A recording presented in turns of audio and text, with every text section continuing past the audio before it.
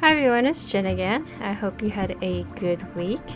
My week was an interesting week, a bit humbling week for me because I spent a lot of it trying to fix bugs that were in Villain's Heart.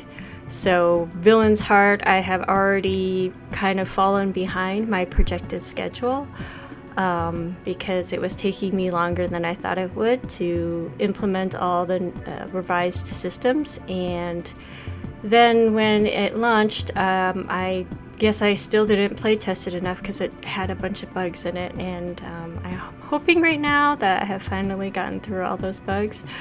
I apologize again to those who had to endure those bugs. Thank you so much for reporting them, and I'm just sort of hoping that we've got them all, but if not, please do report them. I appreciate it so much. It helps me out because I have just played through that game now for so many hours upon hours upon hours that my brain was starting to fry a few circuits. So I don't think I have it in me to play test anymore until somebody gives me direction to say, okay, something was wrong with this, and then I don't mind play testing it, but just kind of blindly going through the motions, wondering if I'll stumble upon anything. I'm just kind of sick to death of that part of the development process. So greatly appreciate the bug reports, and hopefully there won't be any more game-breaking bugs. That said, this week was literally pretty much just bug testing and bug fixing. Initially, when I had some bug reports come in, I just kind of fixed the bug and played that section of the game and thought it was done. But in hindsight, I didn't really play like the missions from completion, from start to completion. So some of the bugs, they might have been fixed in my particular file, but it didn't fix like the core problem. So towards the third and fourth bug report, I was much more thorough with my play testing. With like the final bug report, I think took me maybe around maybe like 5-10 minutes to fix, and then it took me about like 6 hours to test it thoroughly from both sides to make sure that I didn't break something else in the process, because that was my mistake with the first two bug reports, was that I didn't double, triple, quadruple check my work enough, and I didn't go far enough in my playtesting, far back enough in my playtesting, and far forward enough in my playtesting to ensure that the bug was in fact fixed from whichever path the player might be choosing. So that's another challenge with creating a game like a visual novel or a very like choice-based game, as opposed to having something that has more of like a repetitive loop to it, is that playtesting it can seem like it has very simple mechanics, but the playtesting can end up being very extensive if you have to go back, and you have to account for stuff going forward to make sure that everything is working properly. So that really humbled me this week. And to be honest, I was a little tired of working on Arcane Dice Wars at the end of all that playtesting. So I did start just kind of playing around with the mechanic for my new game idea.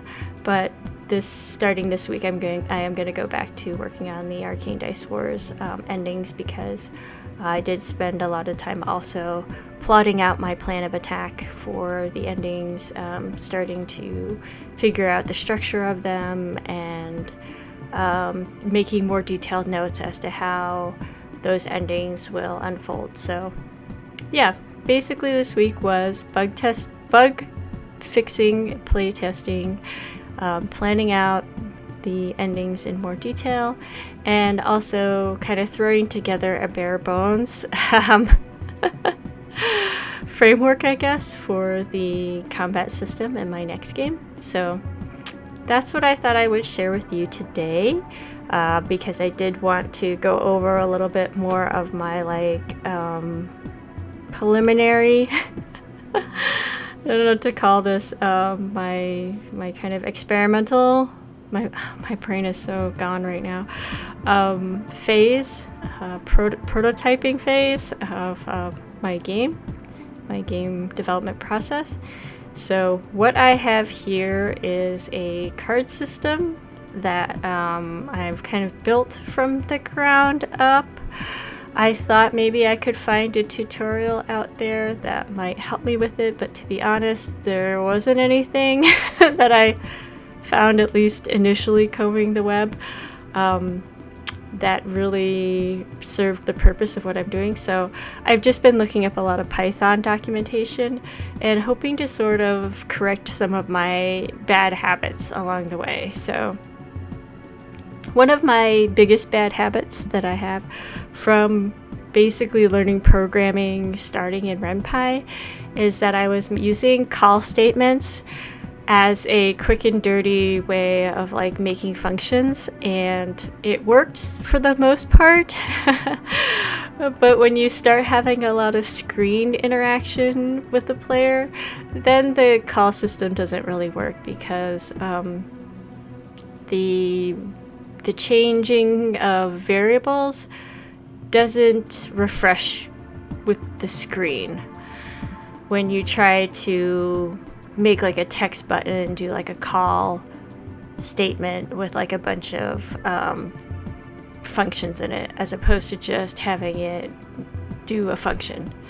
So what am I talking about?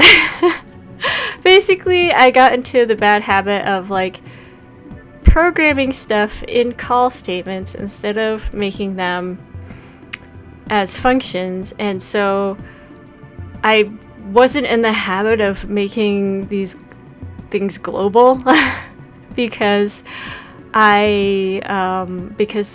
when you declare things, I guess, in RenPy, where you just kind of say default and then you say the variable, it's automatically global to the game.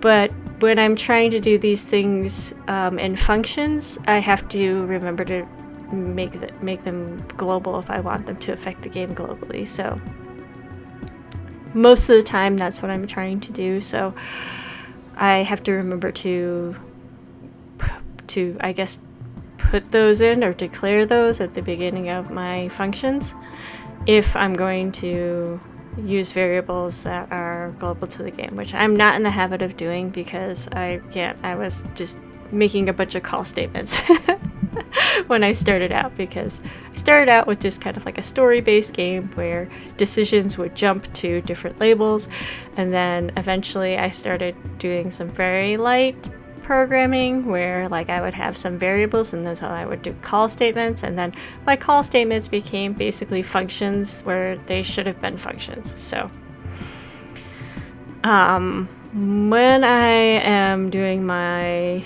screen with the cards, whoops, and what am I clicking on? Screen with the cards.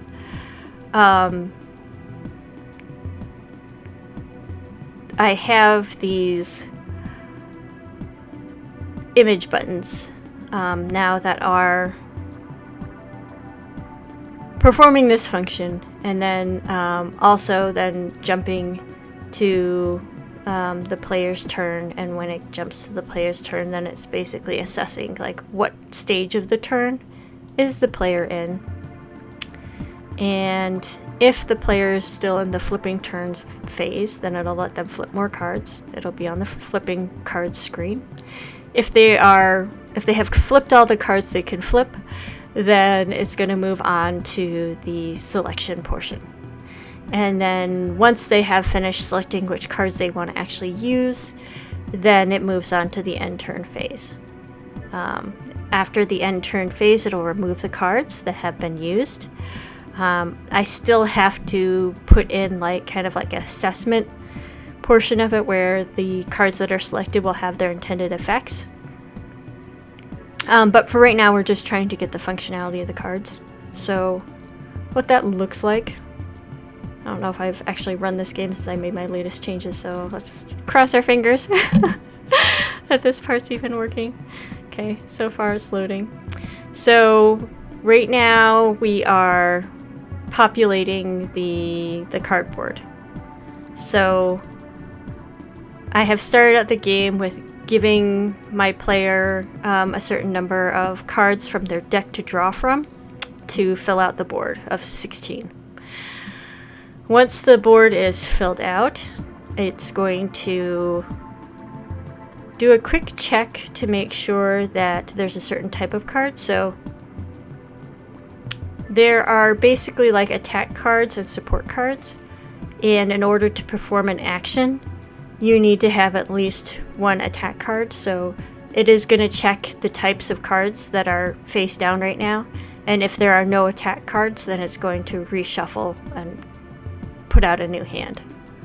So this one here is an attack card that are in black, and I can select up to 4 of these, and these yellow cards are a type of support card.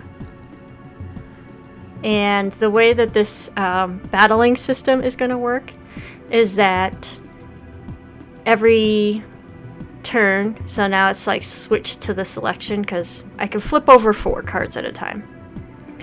And then in order to perform an attack, I need to use an attack card. So let's say that I didn't have any attack cards that I turned over, I wouldn't be able to take an action that turn. But since I do have attack cards, I can select those to use. Now, there are different types of attack cards, and I can only select one type of attack card at a time. So if this was a different type of attack card, I wouldn't be able to select it. But since it's the same type, it should let me select it, and this will give me a multiplier, in theory, when the game is finished. So it's sort of like a match memory card game, as well as trying to match up like the types of card properties. So we can see here that the harm attack is a technique or attack, and it's astral. So this agitate support card is going to work well with the astral type attack, as opposed to this support card, which is a corporeal. So I'm going to go ahead and, yay, it did let me select both, and like use that one, and then I'm going to end my turn. So the used cards are removed from the board. There still should be attack cards here somewhere. So here is the corporeal attack card. And let's say that I want to get the multiplier and I don't want to use that hurt card right now. So I could just end my turn without doing any actions, and it's just going to turn that back over. And I can remember that the hurt card is there. So I have another hurt card, so that's good. And so this would be another good hand. And turn. This one was a waste of a turn because I don't have any attack cards. I don't think I've turned that one over yet, so yes, that's a hurt card. I don't remember if I have any others in that too. I guess not.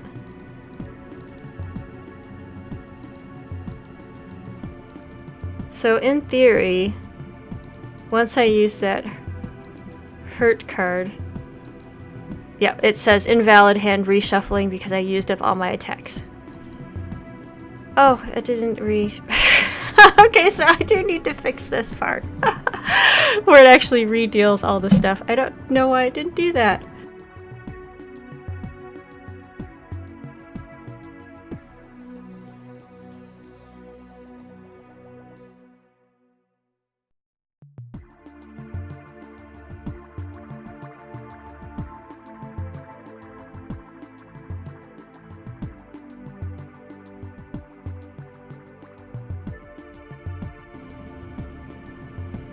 Well, I'll have to take a look at it why it's not refreshing. it could be that whole issue with the screens that I was talking about, where because it's like a jump to a jump, but it didn't actually, I don't know, run the functions. It didn't refresh. So I'll have to take a look at that. But that's basically what I've been doing so far for my battle system, and yeah, maybe it'll be interesting. We'll see. Alright, hope you're having a fun week. If you're working on anything, as always, please enjoy the process, and next week hopefully I'll have some updates about how the endings are going.